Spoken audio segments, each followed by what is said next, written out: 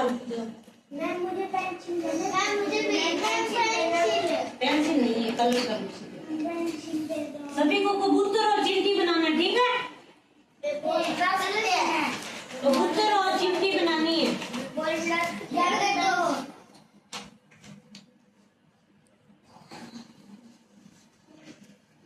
मैं कहानी सुनाऊंगी सभी को, ठीक है?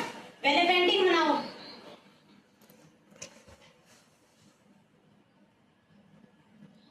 लो कहानी सुनो सभी।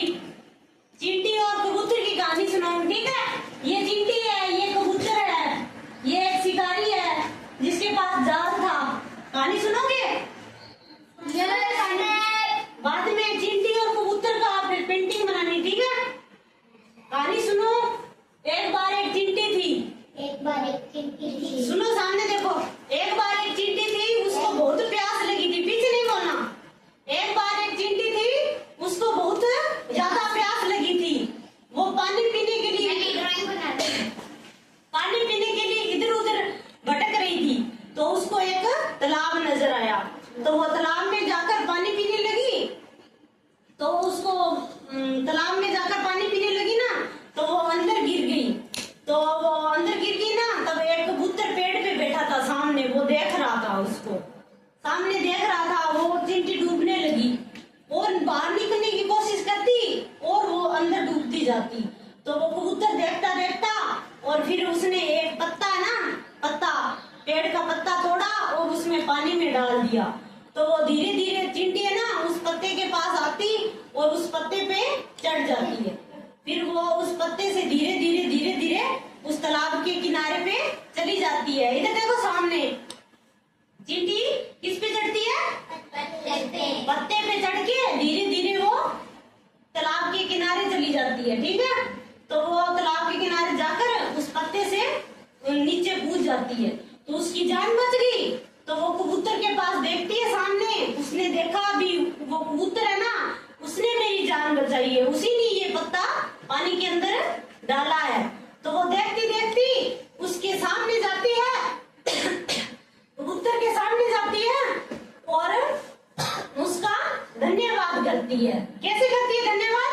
हाथ जोड़ के कि कबूतर भाई साहब, आपने मेरी जान बचाई और इसी का मैं आपको दोबारा धन्यवाद दूंगी, कभी आपकी सहायता करूंगी। सामने देखो, मैं आपकी कभी सहायता करूंगी।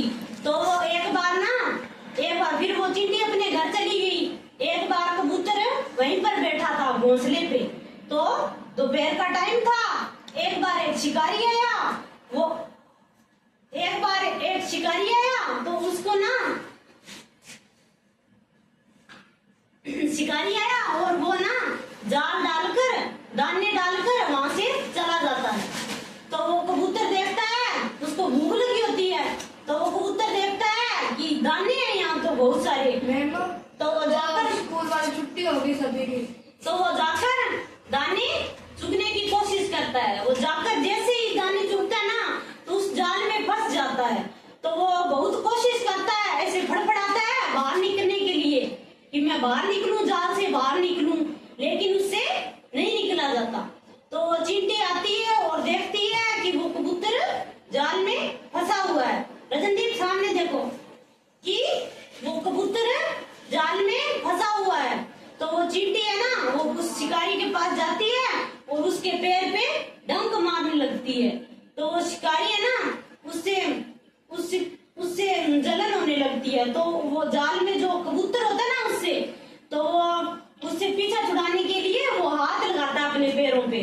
तो कबूतर है ना, उससे निकल कर बाहर जाल से और उड़ जाता है। तो वो चींटी भी भाग जाती है। तो इससे क्या शिक्षा मिलती है कि हमें भी दूसरों की सहायता करनी चाहिए, कभी भी हिचकिचाना नहीं चाहिए या पीछे नहीं हटना चाहिए, हमेशा सबकी मदद करनी चाहिए।